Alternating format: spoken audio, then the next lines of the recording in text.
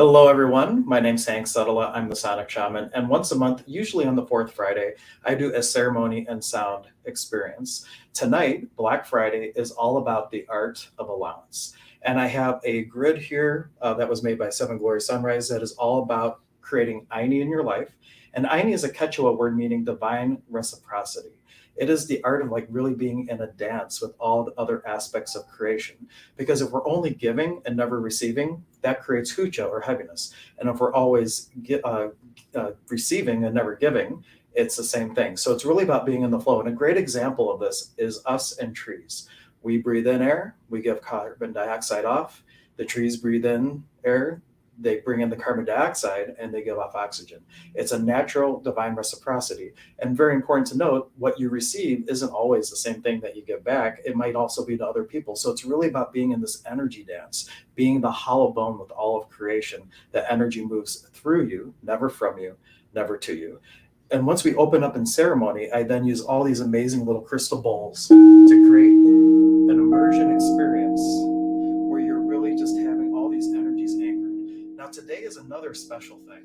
In the space of an art of allowance and being an Aini, let's recognize that the holiday of Thanksgiving has become very controversial because of its origins, because of its history.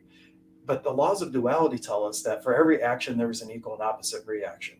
And for everybody to be pointing a finger saying they're right, they're wrong, instead of being the space of allowance, that just makes the problem bigger.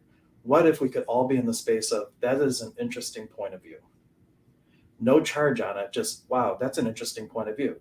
Really, just from that space. And instead of that fighting, now they both can fall into a different space and a different possibility. And what if the morphic field of gratitude could out create or heal the morphic field of the potential atrocities, not potential, but our points of view about the past actions of our ancestors? What if all that could be an interesting point of view? And in the space of Aini and allowance, we could really step into not just a different space for ourselves, but for our species.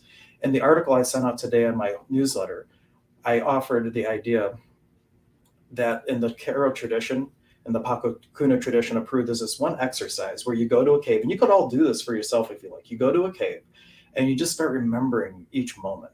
And if it has heaviness, you acknowledge it, you let it flow to the cave. If it has lightness, you acknowledge it, you let it flow to the cave.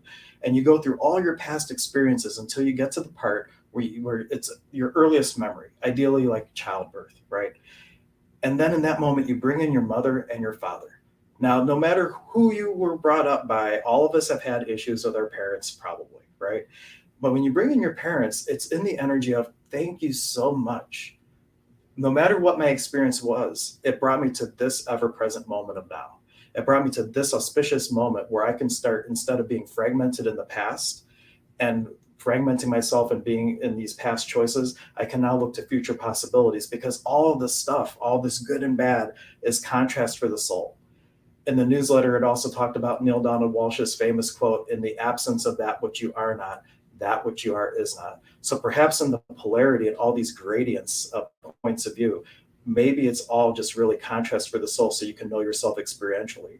And when we stop fighting each other and can be an allowance of each other and just be interesting point of view with whatever people are choosing, it might create a different experience. So if you can't make it live, I invite you to send your energy into this altar space now and tonight at 7 o'clock, or if this is even in the past or future, whatever, like you can tap into the ever present moment of now and receive all the healing that's going to be occurring tonight at 7 o'clock at Emergence of Being. You can check out everything at emergenceofbeing.com. You can come every month, almost every month. Next month, there might not be one. I might be going on a little outing instead. But there's always something going on. Just start choosing things that add more lightness to your life. And what if that is the thing that creates change? Just your choice of choosing something greater. Thank you so much, and I will see you next time.